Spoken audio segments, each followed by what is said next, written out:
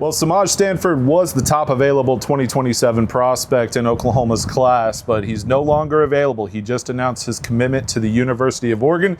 I'm Michael Knight, joined now by Semaj Stanford here at Broken Arrow High School. And Semaj, easy question to kick this thing off, man. You choose the Oregon Ducks. Why? My relationships, not just my DB coach, throughout the whole staff. It felt like family. It felt like my own high school. Everybody's gonna ask, it's far or whatever.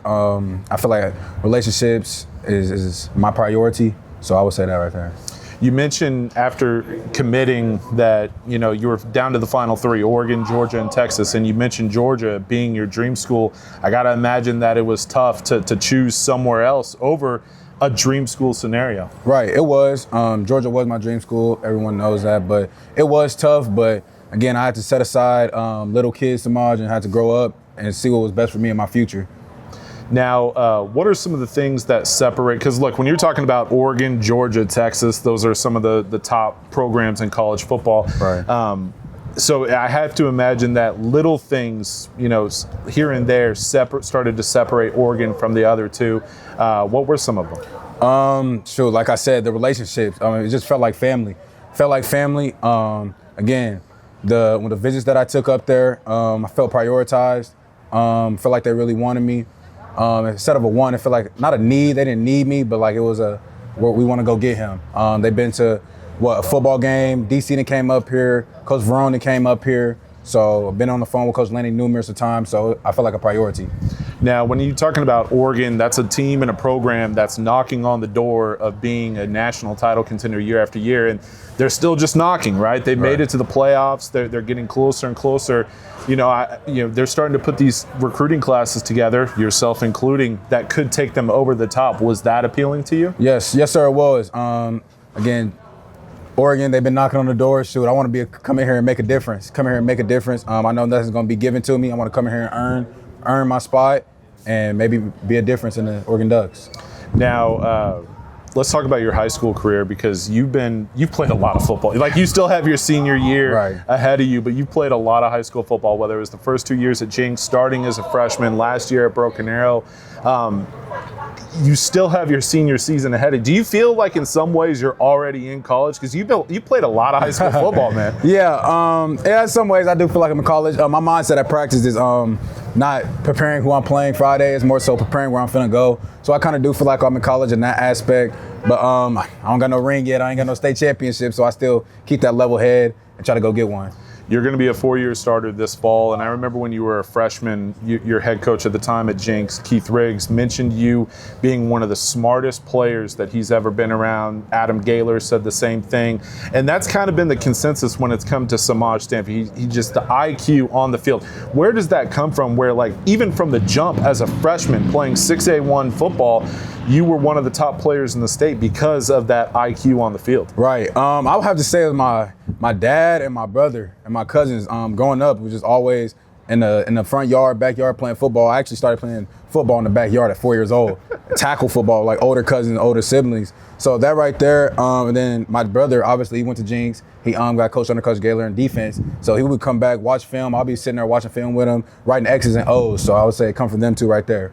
Now, it's ironic that you commit around this time of the year, because this time last year, you made another announcement, which was you were moving from Jinx to Broken Arrow.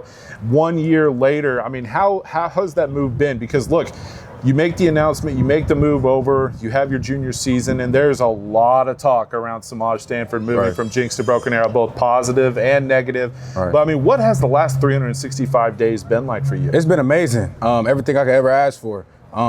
We grew as one over here really fast. We weren't the best in the beginning of the season, but we grew, took time. It was tough, it was hard, but it was amazing. If I had to do it again, I'll do the same thing.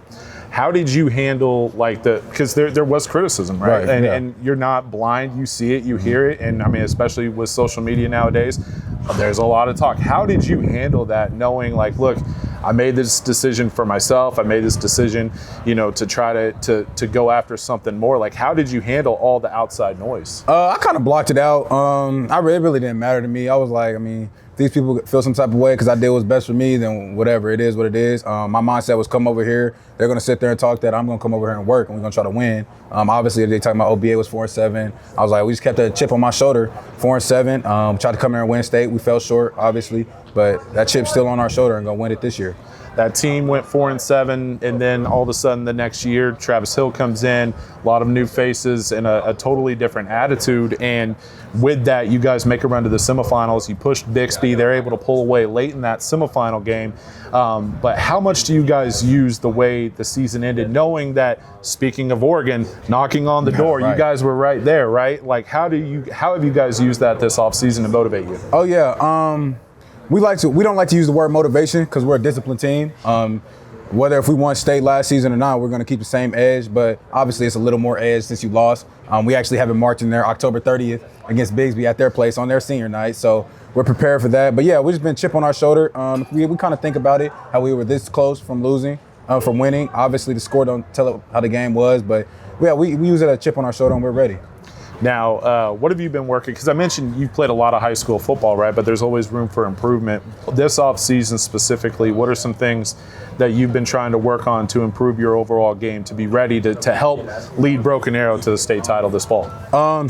Everything. Whether that's me rolling down in the box, putting on a little weight, DB technique, really everything. I've been working on everything in the off season. So whenever my name is called, I'm ready to go do whatever. We saw you do a little bit of everything last fall: offense, defense, special teams, and look, that's kind of been your game for all the last 3 years, both at Jinx and Broken Arrow. What can we expect? Are you going to play a little quarter? Broken Arrow needs a quarterback. You going to play a little quarter? Like, what can we expect from you this fall? A little more than last year, I would say. I'm going to try to excel from last year, but still going to be Semaj at the end of the day. Not going to try to do too much or be the team because it's a team sport. It's not me sport. So just do a little more each and every day that I can do to help us win state. What does this team, as a team, we talk about Semaj Stanford, we talk about, what you guys have used this offseason, a chip on your shoulder. What does this team, in your mind, have to do collectively to get over that hump, kick down that door, and win a state title? I would say we got to stay consistent. Last year we'll come out strong in the first 2 quarters. Third quarter we'll kind of drop down a little bit.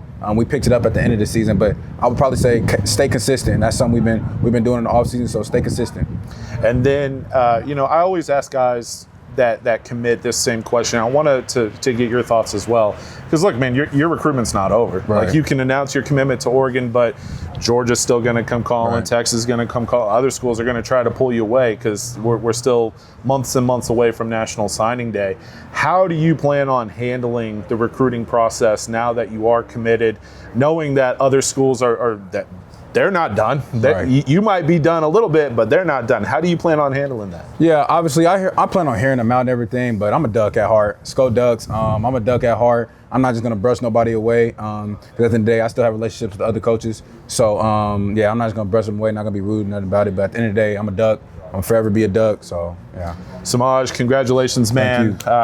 Been watching a lot of Semaj Stanford over the last 3 years. Thank you. I was looking back at some of our files, and we might throw some pictures, some old video up, but from when you were, I believe, still in middle school, playing at our very first Prep Red Zone 7-on-7 tournament with Sooner 7, to Jinx, to Broken Arrow, to more off-season stuff. We've seen a lot of Semaj Stanford over the last several years, and we still got one more season. One more season of Semaj Stanford this fall. Congratulations again, man. And looking forward to seeing what the Tigers do this season. Thank you. Appreciate you. Yes, sir. That's Semaj Stanford. Once again, the top available prospect in 2027. It's no longer this guy. He's committed to the Oregon Ducks. We'll have a new top available 2027 prospect in the state of Oklahoma. For Semaj Stanford, I'm Michael Knight, and this has been another edition of Prep Red Zone Weekly.